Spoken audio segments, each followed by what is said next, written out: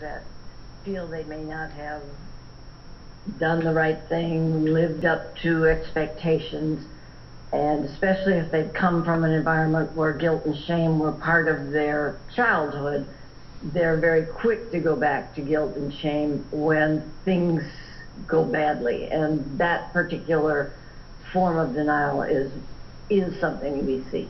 And in fact, when that happens, people essentially take that event and put it in a box emotionally. They haven't forgotten it, but it's in a box and it's compartmentalized. It's separate. And they can go on as if they hadn't done this thing that they feel guilty about. Correct? Objection, Your Honor. Overruled.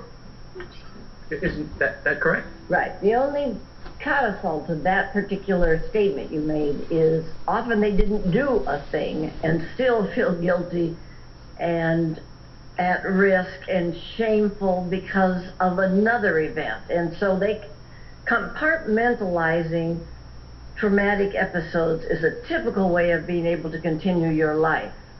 Now, what we can see is secondary PTSD symptoms in these folks. But you can compartmentalize a deliberate, horrible act that you committed, can't you? Yes.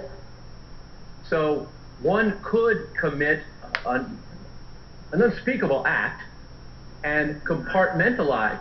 I'm going to object based on what we discussed previously. Overruled. Commit an unspeakable act and put it in the box and go on as if, in fact, nothing had happened. Isn't that also? Well, what I would say to that is that falls more under the purview of someone make a psychiatric diagnosis. That would probably, there could certainly be grief involved with that, but I don't see that as part of the way I would treat a patient like that, because I would see that that's for another professional. So that would be outside your purview?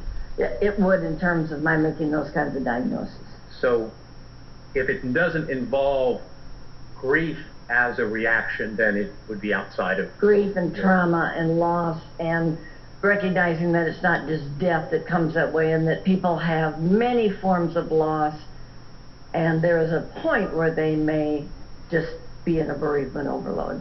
Parents of children who are have disabilities live with chronic sorrow all the time and often feel guilt and shame, and it isn't associated with having done something terrible, but that they aren't going to be able to care for them forever because they'll get old one day, and who will take care of these children.